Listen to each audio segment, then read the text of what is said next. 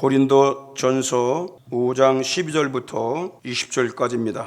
그리스도께서 죽은 자 가운데서 다시 살아나셨다 전파되었거늘 너희 중에서 어떤 이들은 어찌하여 죽은 자 가운데서 부활이 없다 하느냐. 만일 죽은 자의 부활이 없으면 그리스도도 다시 살지 못하셨으리라. 그리스도께서 만일 다시 살지 못하셨으면 우리의 전파하는 것도 헛것이요 또 믿음도 헛것이며 또 우리가 하나님의 거짓 증인으로 발견되리니 우리가 하나님이 그리스도를 다시 살리셨다고 증거하였음이라. 만일 죽은 자가 다시 사는 것이 없으면 하나님이 그리스도도 다시 살리시지 아니하셨으리라. 만일 죽은 자가 다시 사는 것이 없으면 그리스도도 다시 사신 것이 없으실 터이요 그리스도께서 다시 사신 것이 없으면 너의 믿음도 헛되고 너희가 여전히 죄 가운데 있을 것이요 또한 그리스도 안에서 잠자는 자도 망하였으리니 만일 그리스도 안에서 우리의 바라는 것이 다만 이생뿐이면 모든 사람 가운데 우리가 더욱 불쌍한 자니라. 그러나 이제 그리스도께서 죽은 자 가운데서 다시 살아 잠자는 자들의 첫 열매가 되셨도다. 아멘. 우리 하나님이 가장 기뻐하시는 것이 있습니다. 믿음입니다. 하나님은 겨자씨만한 믿음만 있어도 기뻐하시며 큰 믿음을 가질수록 크게 기뻐하십니다. 반대로 하나님이 가장 소홀히 하시는 것이 무엇일까요? 의심입니다. 흔들리는 것입니다. 의심은 모든 것을 무너뜨립니다. 의심은 가정도 무너뜨립니다. 의부증, 의조증을 가져보세요. 살 수가 없습니다. 의심은 믿음도 무너뜨리고 신앙의 큰 장애물이 되는 것입니다. 사람들은 하나님이 안 보이는데 어디 계시냐? 사람이 죽으면 한 줌의 흙으로 돌아가 끝나는 것이지 천국이 어디 있느냐고 의심을 합니다. 우리가 의심하고 불신한다고 해서 하나님과 천국이 없어지는 것이 아닙니다. 우리가 믿는다고 해서 있는 것도 아닙니다. 우리가 태어나기 전에 태양과 지구가 있어 왔듯이 하나님과 천국도 이미 존재하고 있었음을 알아야 합니다. 성경은 조금 더 의심하지 말라고 말씀하십니다. 의심하는 자는 하나님께 기도할 생각도 하지 말라고 말씀하십니다. 야고보 1장 6절 7절에 보니까 오직 믿음으로 구하고 조금 더 의심하지 말라. 의심하는 자는 마치 바람에 날려 요동하는 바닷물결 같다고 그랬어요. 여러분 바닷물결이 잠자는 거 봤습니까? 계속 바람에 밀려서 계속 파도가 치고 쉬지 않고 칩니다. 의심하는 자는 인생이 이와 같다고 하는 것입니다. 그러므로 이런 자들은 주께 얻기를 구하지 말라고 말씀하십니다.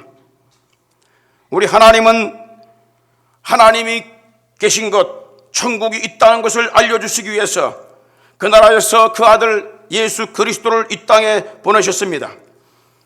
예수님은 천국에서 오신 하나님의 아들이심을 증명하시기 위해서 죽은 지 사흘 만에 부활을 하신 것입니다. 이 사건으로 인하여 우리에게 부활절이 생기게 된 것입니다. 개천절, 나라가 생기게 되면 개천절 있지 않습니까? 제헌절, 헌법을 제정한 기한이 있기 때문에 제헌절이라고 하지 않습니까? 광복절, 나라가 일본에 붙들려 있다가 해방됐기 때문에 광복절이 있는 거 아닙니까? 그러면 부활절, 뭡니까? 예수님께서 죽음에서 살아나셨기 때문에 부활절이 있는 것입니다. 의심 없이 믿으시기를 주의 이름으로 축원합니다. 그러나 당시에 예수님의 부활을 보는 수많은 목격자들이 그분을 만났다고 증언을 했는데 너무나 많은 사람들이 예수님의 부활을 믿지 못하고 의심을 했습니다. 제자들까지도 의심을 했습니다. 고린도 교회 성도들도 처음에는 예수님의 부활을 믿었습니다. 그런데 몇 년이 가고 세월이 가면서 그들은 예수님의 부활을 의심하기 시작했습니다. 그리고 마침내 죽은 사람들이 어떻게 다시 사느냐 부정하기에 이르렀습니다. 오늘 본문 12절에 보니까 그리스도께서 죽은 자 가운데서 다시 살아나셨다고 전파되었는데 너희 중에 어떤 이들은 어찌하여 죽은 자 가운데서 부활이 없다 하느냐, 이런 성도가 된 것입니다. 그러면 교회를 왜 다니는 것입니까? 왜 예수를 믿는 것입니까? 이 부활을 믿지 못하고 교회 다니니까 그게 너무 힘든 거고 그게 짐이 되는 것입니다. 기쁨도 없습니다. 확신도 없고 억지로 끌려다니고 스스로 나오는 법이 없어요. 믿어줘야지. 예수님이 부활하신 당대 사람들도 부활을 의심했습니다. 그런데 2000년이 흐른 지금 과학과 기술의 이 첨단 시대를 사는 현대인들에게 예수가 죽음에서 부활해서 그분이 성천하여 하나님 나라 올라갔다 라고 하면서 부활을 믿으라고 하면 쉽게 믿겠습니까? 하나님을 믿는 심지어 신학자까지도 예수의 부활이 믿어지지 않으니까 부활에 대한 합리적인 이론들을 주장했습니다. 대표적인 것이 도적설. 제자들이 밤에 몰래 예수님의 시신을 훔쳐가가지고 달아났다고 전파했다는 거예요. 기설설. 예수님 돌아가신 것이 아니라 잠시 기절했다가 깨어나가고 살아나셨다는 거야. 영혼부활설. 예수님이 죽으신 것은 맞는데 영혼만 부활한 거다. 몸은 부활한 게 아니다. 그리고 그 시체는 제자들이 훔쳐간 거다. 또 한 개는 의미설. 이 중 현대인들이 가장 많은 영향을 받고 있는 것이 의미설입니다. 예수님의 부활했다는 팩트, 그게 중요한 게 아니야. 어떤 사건이 일어났어, 팩트가 있어, 그게 중요한 게 아니야. 우리 그걸 따져가야 되는데 그건 중요한 게 아니야. 그 사건을 보고 우리가 어떻게 해석하고 믿느냐, 그게 중요한 거야. 그것을 받아들이는 자들의 신앙 고백이 중요한 거지 사실이 중요한 게 아니야. 그것 가지고 너무 논란하지 마라. 이렇게 해가지고 신앙을 가지면 된다는 거예요. 어떤 이들은 예수님의 부활을 신화라고 주장합니다. 성경에서 신화 같은 내용들을 벗겨내서 사실적인 걸 드러내야 한다고 합니다. 그래서 이것이 유명한 비신화화라는 이론입니다. 이러한 주장들은 부활을 믿지 못하고 불신하는 이성주의자들, 합리주의자들에 의해서 논리적으로 만들어진 헛된 산물입니다. 만약에 예수님의 부활이 거짓이라면 기독교에서 어떤 일이 일어날까요?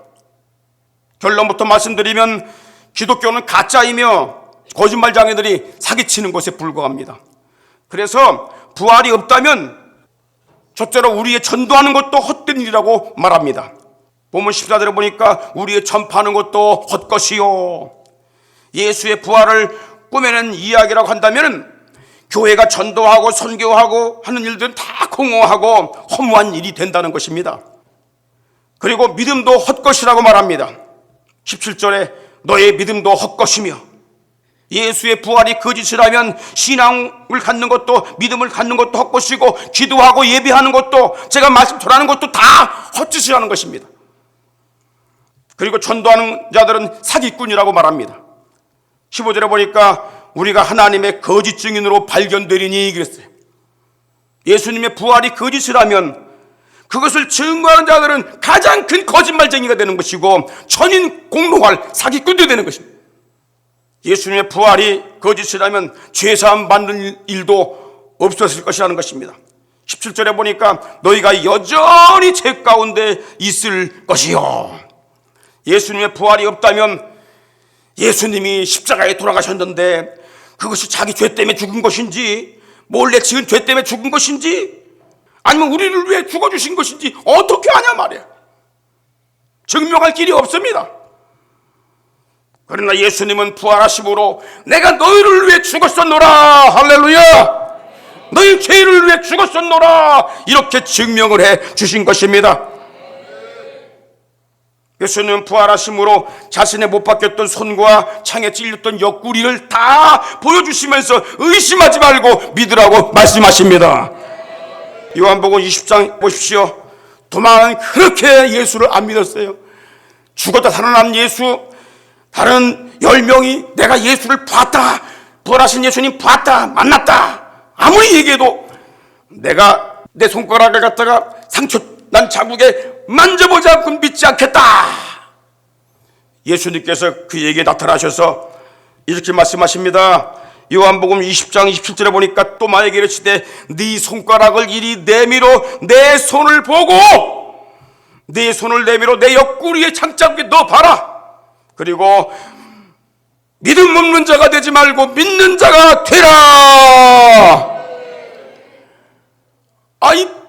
본 다음에 이 도마가 예수님 발 앞에 무릎을 꿇고 울면서 말씀하기를 나의 주 나의 하나님이십니다. 당신은 참 하나님이십니다. 예수님께서 말씀하십니다. 너는 나를 본고로 믿느냐? 따라합시다. 보지 못하고 믿는 자가 복이 있느니라. 우리는 못 봤습니다. 그러나 우리 믿을 때 하나님의 큰 복인 걸 믿으시기 바랍니다.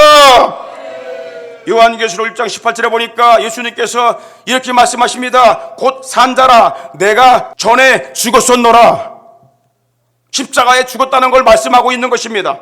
볼지어다 이제 세세토록 영원토록 살아있어 사망과 음부의 열쇠를 가졌다. 죽음을 이겼으니까 사망의 키를 가진 겁니다. 음부의 키를 가진 겁니다. 지옥 권세의 키를 가지고 계신 분이 우리 예수님이십니다. 할렐루야. 만약에 예수님 부활이 거짓이라면 예수 믿고 죽은 자들도 다 끝나버렸을 것이라는 것입니다. 18절에 보니까 또한 그리스도 안에서 잠자는 자 죽은 자들도 망하였으리니 예수 믿고 죽은 것으로 그대로 끝나버렸다는 것입니다. 그리고 예수님의 부활이 거짓이라면 성도들이 가장 불쌍한 자라는 거예요. 우리가 가장 불쌍한 자라는 거예요. 왜? 쏘고 살다가 죽었기 때문에. 19절에 보십시오. 만일 그리스도 안에서 우리의 바라는 것이 다만 이생뿐이면 이 세상에 살고 끝나는 것이라면 모든 사람 가운데 우리가 예수 믿고 믿음으로 살던 사람들이 가장 불쌍한 자라는 거예요. 왜? 쏘가 살았기 때문에. 예배드리고 헌금드리고 봉사하고 충성하는 모든 것들이 속아서 한 것이기에 가장 불쌍한 자라는 거예요. 그러나 예수님의 부활은 거짓으로 꾸미는 이야기가 아닙니다. 만들어낸 신화도 아닙니다. 성경의 예언대로 예수님은 죄인을 위해 죽으셨고 성경의 예언대로 다시 살아나셔서 죽음을 두려워하는 인간에게 참 소망이 되신 걸 믿으시기 바랍니다. 히브리서 2장 15절에 보니까 죽기를 무서워함으로 일생에 매여 종노릇하는 모든 자들을 놓아주시려고 우리 주님께서 오셔서 내가 죽음의 권세를 이겼다고 증명해 주신 것입니다. 그 예수님의 탄생한 연도를 따져서 인류 역사의 연도를 0으로 친 것입니다. 그래서 그 주님이 출생하기 이전을 BC, Before Christ라고 부르는 거예요. 첫 글자 따가지고 BC 몇 년에 누가 뭐 했다, BC 몇 년에. 그 다음에 예수님 출생한 연도를 이후를 AD라고 부릅니다. 아노 도미니. 우리 주님의 시대에, 인도 여러분, our Lord, 우리 주님의 시대에, 여러분들 우리 주님의 시대 이후에 살고 있는 사람들입니다. 여러분의 생년월일은 다 예수님이 출생한 연도를 기준으로 해서 따지고 있는 것입니다. 예수를 부인할 수가 없는 것입니다. 그럼에도 불구하고 예수 그리스도를 거부합니까? 모른다고 합니까? 예수님 역사적인 인물이 아니라고 말합니까? 그럼 여러분들 인생 자체가 없는 것입니다. 생일도 없는 것입니다. 할렐루야. 그 예수 그리스도 부활을 믿는 것이 왜 이렇게 중요한가? 이유가 있습니다. 왜 부활을 믿어야 하는가? 아이가 부활 안 했으면 안 한 대로 했으면 한 대로 그냥 예수님을 믿고 구원자를 믿으면 되지. 그 부활이 했다는 게 왜 이렇게 중요하냐? 여러분, 부활을 믿지 않으면 구원도 없어요. 그래서 부활을 믿는 것이 구원의 유일한 조건입니다. 죄사함 받는 유일한 조건이에요. 구원은 어떤 종교를 믿거나 선행을 하거나 도를 닦거나 수양을 함으로 얻어지는 것이 아닙니다. 오직 예수님의 부활을 믿음으로 받아들일 때에 얻는다고 성경이 말씀하고 있기 때문입니다. 로마서 10장 9절에 보십시오. 내가 만일 내 입으로 예수를 주로 시인하며 또 하나님께서 그를 죽은 자 가운데 살리신 것을 내 마음에 믿으면 구원을 받는다. 어떻게 해야 구원받는다고요? 하나님께서 예수님을 죽은 자 가운데서 살리셨다. 그 살아나신 분이 예수님이신데 그분을 내 주님으로, 인생의 주님으로, 삶의 주인으로, 가정의 주인으로, 생명의 주인으로 모시라는 것입니다. 이 고백이 내 입에서 나올 때에 그 사람을 구원받았다고 하는 것입니다. 하나님은 이게 얼마나 중요한지 이유를 묻지 않고 다 용서하셔요. 이유를 묻지 않고. 부활 믿는 게 이렇게 중요한 거예요. 옛날이나 지금이나 예수 부활을 믿는 건 쉬운 게 아닙니다. 쉬웠던 적이 한 번도 없습니다. 그렇기 때문에 예수님의 부활을 믿는 자에게 죄사함을 받게 하셨던 것입니다. 차라리 선행 몇 번 하는 게 더 쉽지 부활 믿는 게 그렇게 힘들어요. 안 믿어지니까 믿음이 안 자라. 믿음이 안 자라니까 교회 오는 게 싫어져. 짐이 되고 있어. 이게 기뻐해야 될 이 복음을 잘못 알고 있는 것입니다. 예수님의 부활이 왜 중요한가? 부활을 믿는 자에겐 그분의 몸처럼 또한 부활하기 때문에 중요한 것입니다. 예수님은 죽은 자의 부활을 위한 첫 열매가 되셨습니다. 본문 20절에 보니까 이제 그리스도께서 죽은 자 가운데서 다시 살아 잠자는 자들의, 죽은 자들의 첫 열매가 되셨다고 했습니다. 할렐루야. 여러분, 우리가 감나무를 키우는데 감이 하나가 조그맣게 열렸어. 그러면 무슨 생각 같습니까? 내년에는 더 많은 감이 열리겠구나, 이 생각하는 게 당연하잖아요. 그래서 예수님이 죽은 자 가운데서 부활해가지고 첫 열매가 되셨단 말이에요. 그러면 뭐예요? 다른 믿는 자에게 너희들도 부활할 수 있다는 예시를 준 것입니다. 우리도 예수님처럼 부활하여 천국에서 영원히 살 영광의 몸을 입게 될 것을 보여주신 사건이 부활의 사건입니다. 빌립보 3장 21절 보십시오.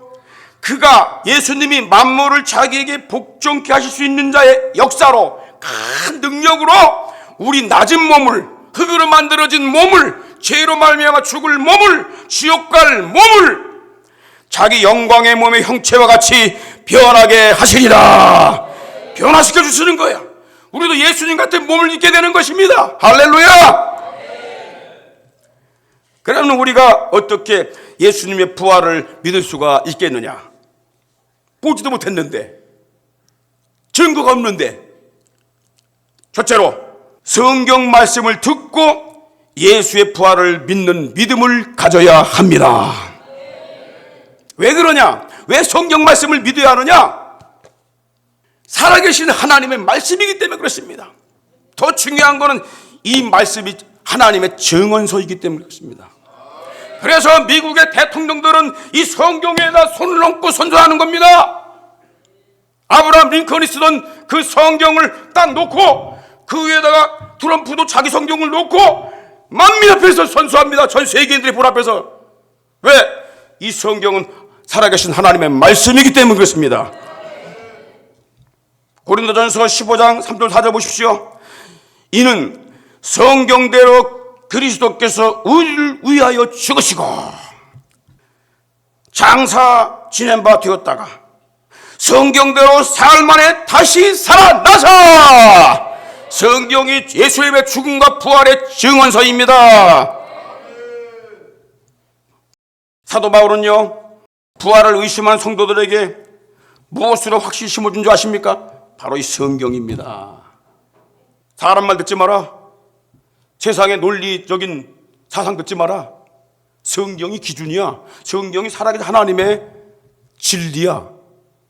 그래서 성경대로 그리스도께서 우리를 위해 죽으신 거야. 성경대로 사흘 만에 부활하신 거야. 성경이 기준이야. 이렇게 고린도 교인들에게 증언하고 있는 것입니다. 우리 부활하신 예수님도 부활을 도무지 믿지 못하여 낙심하는 제자들에게 무엇으로 부활의 확신을 심어준 줄 아십니까? 예수님께서 낙심하여 실망하고 부활을 믿지 못하고 다시 자기 고향으로 돌아가는 이 제자들에게 다른 모습으로 나타나셔서 어떻게 말씀하시는지 아십니까? 이 성경을 통하여 예수님의 죽음과 부활을 증언해 주셨어요. 누가복음 24장 45절 48절에 보니까 이에 저의 마음을 열어 성경을 깨닫게 하시고, 그래서 교회는 성경을 깨닫게 하는 곳이야. 세상 얘기하는 것이 아니야. 교회는 뭐 경제 얘기하는 곳이 아니라고요. 교회는 부동산 얘기하는 곳이 아니야. 농담하는 곳이 아니라고요. 공연하는 곳이 아니야. 교회는 하나님 말씀을 깨닫게 하는 곳입니다. 어떤 분들은 아유 목사님 말씀 너무 어려워요. 그 당시에는 이 지식 없는 사람들도 이 말씀을 다 이해했어. 더 많이 공부한 사람들이 왜 이해를 못합니까? 세상 지식에 막혀버린 겁니다. 그래서 더 깨닫게 해줘야 되는 거예요. 예수님께서 내 모습 봐라, 내가 부활했다, 그게 아니라 어떻게 했어요? 성경을 깨닫게 하시고, 또 이르시되 이같이 예수 그리스도가 고난받고 십자가에 죽고 제3일에 죽은 자 가운데 살아날 것과 그 이름으로, 예수 이름으로 제사함을 얻는 회개가 예루살렘으로부터 시작하여 온 세상에 전파될 것이 다 기록된 것이 아니냐. 너희는 이 모든 일의 증인이라고 말씀하십니다. 여러분, 이 앞에 있는 39권의 구약 성경은 예수 그리스도를 죄인들을 위한 희생제물로 이 땅에 보내시겠다는 하나님의 예언서입니다. 그리고 신약 성경 뒤에 있는 27권은 그 예수님께서 오셔서 죄인들을 위해 죽으시고 3일 만에 부활하셨다가 천국으로 올라가신 것을 목격한 증인들이 기록한 증언서입니다. 그래서 이걸 부활을 믿지 못하는 가짜 철학자들이 성경을 없애려고 얼마나 노력한지 몰라요. 다 불태워버리고 없애버리고 그랬어요. 그런데 이 세상에서 가장 많이 읽혀지고 가장 많이 영향력을 끼치는 것이 바로 성경입니다. 하나님 말씀입니다. 할렐루야. 그러므로 성경에 기록한 대로 예수님의 부활을 믿을 때에 흔들리지 않은 굳건한 믿음으로 세워지는 것을 믿으시기 바랍니다. 믿음이 생겨지는 통로가 있습니다. 그것은 환상을 보고 뭐를 깨닫고 누구의 증언을 들어보고 그게 아닙니다. 그리스도의 말씀을 들을 때에 믿음이 자라는 것입니다. 그래서 로마서 10장 17절 그러므로 믿음은 들음에서 나며 들음은 그리스도의 말씀으로 말미암았느니라. 할렐루야. 여러분, 교회에서 아이 목사님은 매일 성경만 얘기하네. 그럼 성경을 얘기하지 뭘 얘기합니까? 인스턴트 식품 주면 좋아요? 가자만 1년 동안 애 먹여봐. 걔가 어떻게 되겠어요? 맛있다고 그것만 먹게 되면 걔가 잘 자라날 수 있겠어요? 몸이 다 장기가 병들 거 아닙니까? 오늘날 교회가 그렇게 되면 되겠습니까? 그죠? 힘들어도 밥을 먹어야 산다. 주식을 줘야 되는 거 아닙니까? 좀 힘들어도 말씀 듣다 보게 되면 하나님께서 깨달음을 주십니다. 그리고 회개하는 마음을 주시고, 말씀은 살아있는 하나님의 음성이기 때문에 그렇습니다. 이 말씀은 칼입니다. 양난선 검보다 예리한 것이 하나님 말씀이라 했어요. 하나님 말씀 전하면 내 양심이 가책을 받는 거예요. 그 가책 받을 때에 내가 회개하고 하나님께 주님, 나는 죄인입니다. 주님께서 싹 죄를 닦아주십니다. 할렐루야.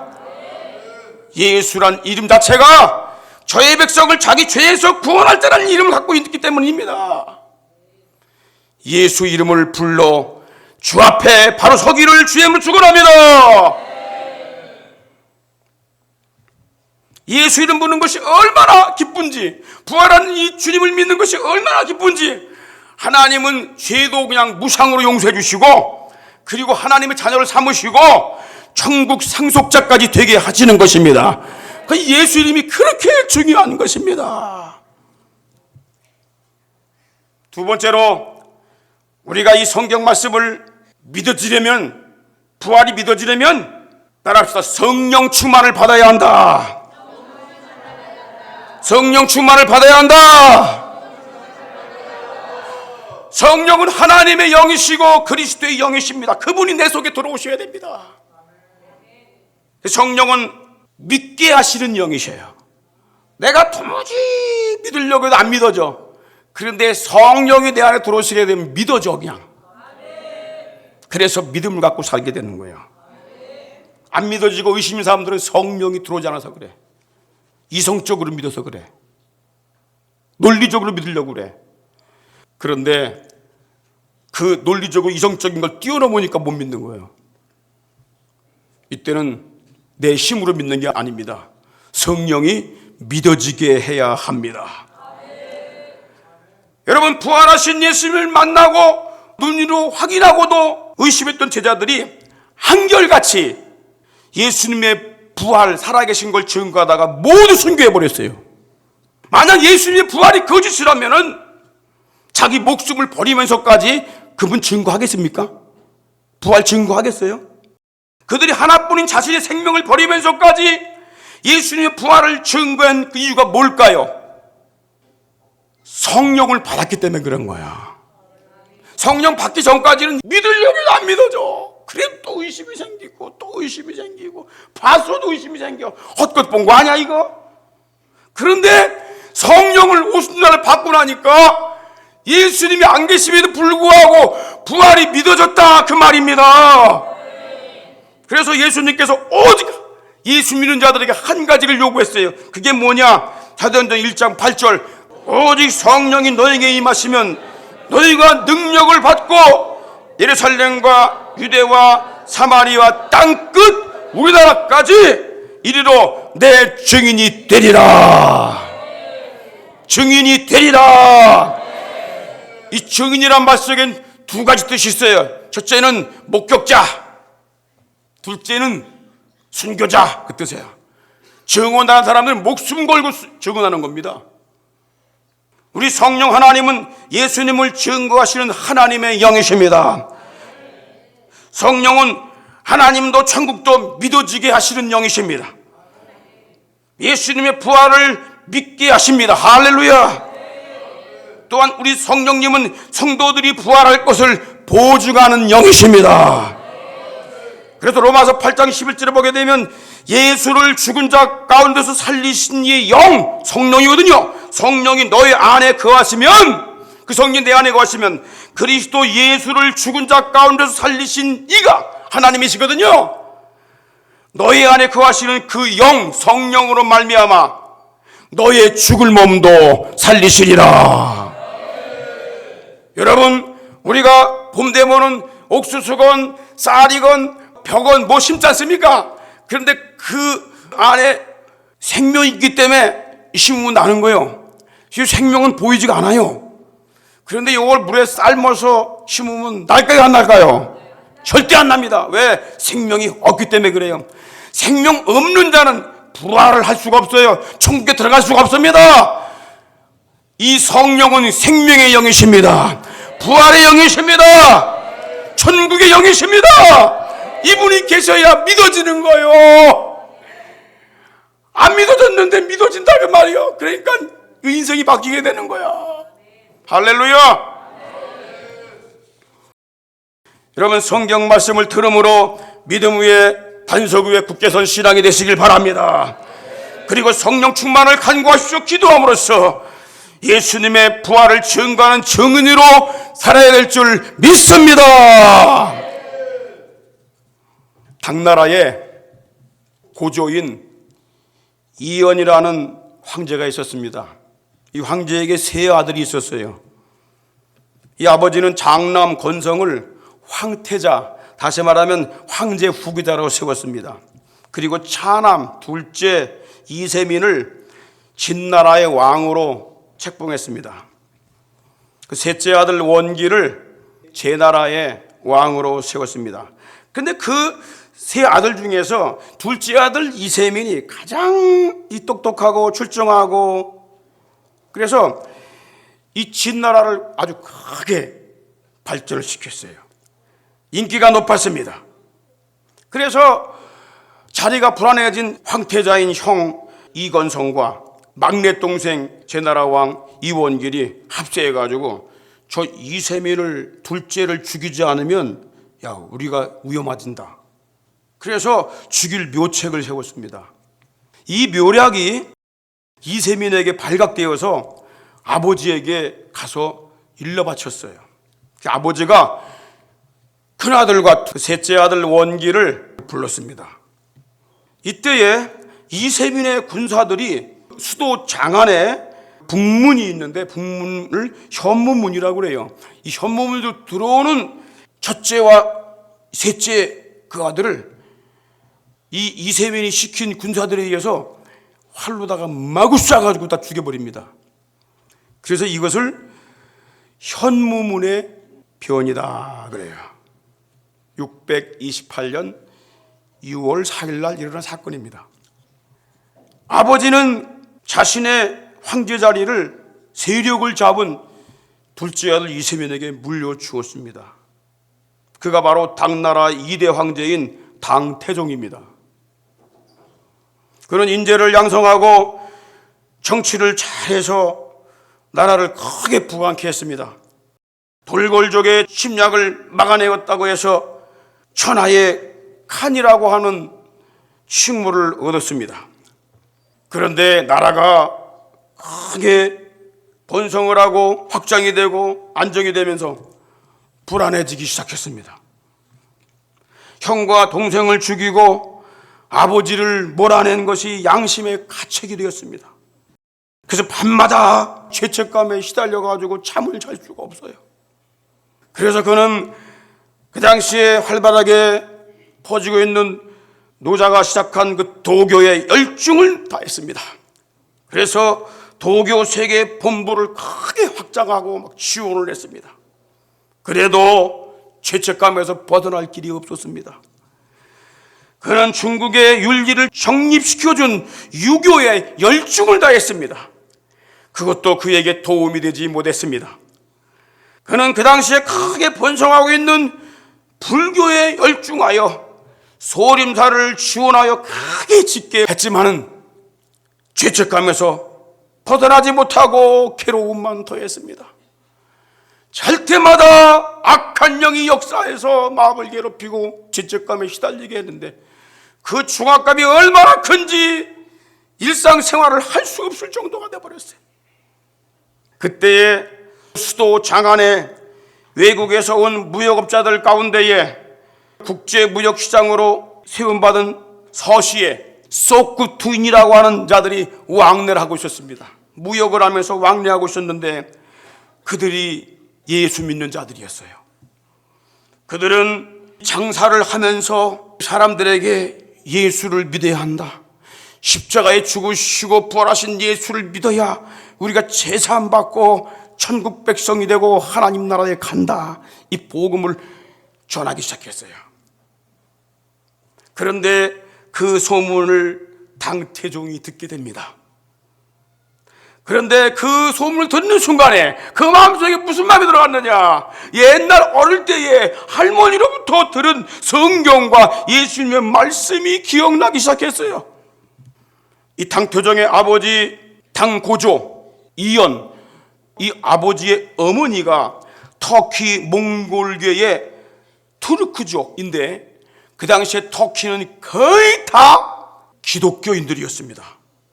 왜냐하면 터키 아라라산에 노아의 방주가 머물렀지요. 그래서 최초의 기독교 국가 아르메니아 그쪽으로 해가지고 터키로 쭉 해서 하나님 믿는 신앙들이 퍼지게 된 거예요. 그리고 터키도 사도 바울의 전도를 받고 기독교 국가가 된 거예요. 그런데 터키의 몽골계의 이연의 어머니가 이연에게 그리고 그 손자들에게 성경을 가르치고 예수님을 가르쳤어요. 그래서 당태종이 예수님에 관한 소식을 들으면서 어릴 때 들었던 신앙생활했던 모습들이 기억이 나게 된 거예요.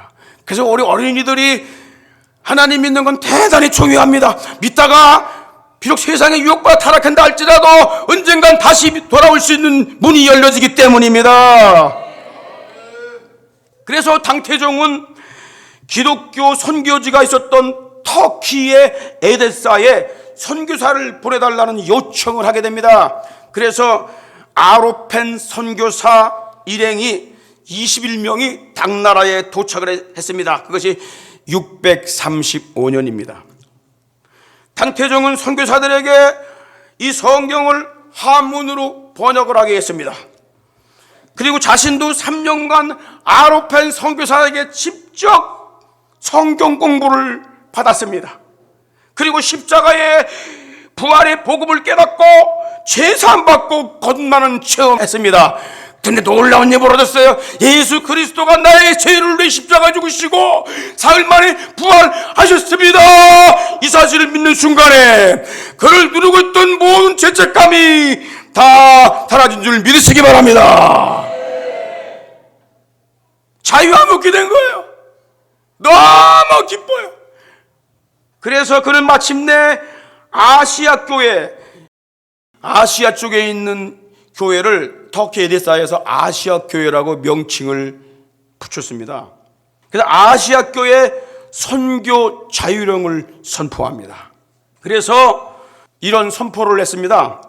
이런 거룩함이 따로 비길 데 없으니 모든 곳에서 이 진리를 가르치고 중생들을 구원하라. 형을 죽이고 동생을 죽이고 아버지를 축출해도 자기가 황제가 되었단 말이에요. 이 죄책감을 어느 종교가 여러분 가져갈 수가 있겠습니까? 우리 십자가당에서 우리 죄를 위해 대신 죽으신 예수 그리스도, 어떤 죄를 지었든지 간에 예수 앞에 나오면은 죄사함을 얻게 됩니다. 그것이 주님이 세우신 법입니다. 예수 앞에 나오면 모든 죄 사하고 마음의 기쁨 넘치어 감사하리라. 할렐루야. 감사가 넘치는 거예요. 우리를 공허함과 죄책감과 죽음을 두려워한 데서 건져낼 분은 부활하신 예수 그리스도 뿐입니다. 우리가 빛을 밝히게 되면 어디니 물러가지요. 예수님 뭐라 그럽니까? 내가 생명의 빛이다. 나를 따르는 자는 어둠에 다니지 아니하고, 할렐루야, 죄와 사망길에서 벗어나 천국 백성 하나님의 빛의 아들들 되는 줄 믿으시기를 바랍니다. 우리가 예수 그리스도의 죽으심과 부활을 증거할 때에 의심과 번민과 죄의식과 두려움에 신음하는 자들이 죄사함 받고 자유함을 얻고 천국 백성이 됨을 믿으시기 바랍니다. 사도행전 2장 32절, 이 예수를 하나님이 살리신지라 우리가 다 일의 증인이로다. 주 예수를 믿으라. 그리하면 너와 내 집이 구원을 받으리라. 하나님이 우리에게 주시는 영은 두려움의 영이 아니요 사랑의 영, 능력의 영, 절제의 영을 주신다고 하셨습니다. 사랑하는 주여, 사망 권세 깨뜨리시고 마귀의 머리통을 깨부시시고 우리의 죄와 저주와 허물을 다 속량하시고 다 이루었다 선언하신 아멘. 우리 주님의 놀라운 은혜를 일생토록 의지하고 믿고 선포하고 찬양하는 우리 대신의 가족들 되게 하여 주시고, 주여. 오늘 처음으로 교회 발걸음을 디딘 귀한 영혼들 되게 하여 주시옵소서. 아멘. 지금은 우리 구주 예수 그리스도의 크신 은혜와 하나님 우리 아버지의 극진하신 사랑하심과 성령님의 감동 감화 충만 교통하심이 사랑하는 우리 대신의 가족들 심령 가정 주여.